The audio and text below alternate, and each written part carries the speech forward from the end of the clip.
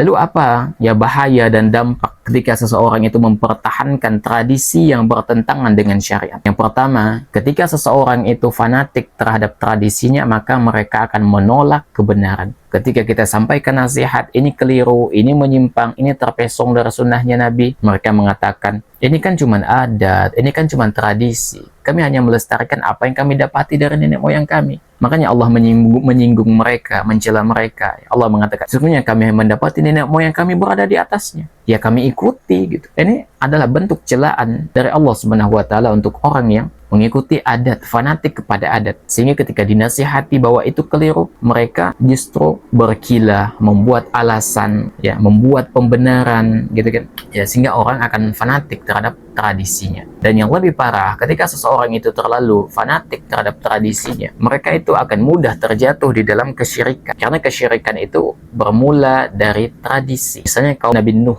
alaihissalam. Kaum Nabi Nuh itu ya memiliki tradisi ketika ada orang soleh meninggal itu dibuatkan patung. Lambat laun kemudian apa yang terjadi, generasi-generasi patung itu kemudian disembah. Makanya para ulama menyebutkan bahwasanya kesyirikan, awal kesyirikan itu terjadi di zamannya siapa? Di zamannya Nabi Nuh alaihissalam. Kemudian ketika seseorang itu melakukan tradisi ya dan dia menyandarkannya kepada Islam, padahal Islam nggak pernah mengajarkan itu, maka itu akan tertolak dan sia-sia. Karena kata Nabi SAW, kullu bid'atin dhalalah, setiap yang bid'ah itu adalah kesesatan. Wa kullu dhalalatin finnar, dan setiap kesesatan itu tempatnya di neraka gitu ya. Jadi akan tertolak. Dan orang yang mempertahankan tradisi ya, yang bertentangan dengan syariat kita tentunya, maka itu mereka akan terhalang dari sunnahnya Nabi alaihi salatu wassalam. Makanya Imam Malik rahimahullahu ta'ala mengatakan, lan yusliha akhir hadhihi al-ummati illa ma aslaha awwalaha. Kata beliau, tidak akan baik generasi akhir umat ini kecuali dengan apa yang telah memperbaiki generasi awalnya gitu. Itu apa?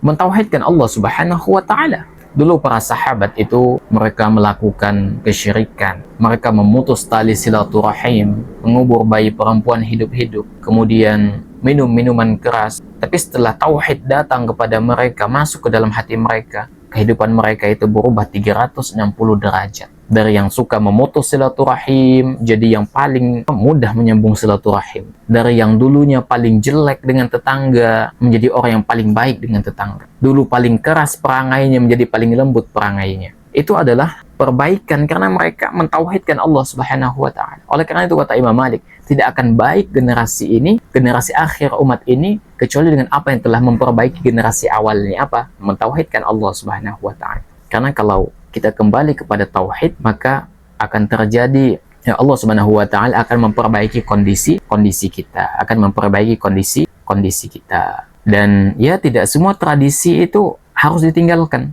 Ada tradisi yang memang harus dipertahankan, gitu kan? Karena Islam tidak memerangi seluruh tradisi. Islam hanya memerangi tradisi yang menyimpang, ada kesyirikannya, ada kebidahannya, ada kemaksiatannya, gitu kan?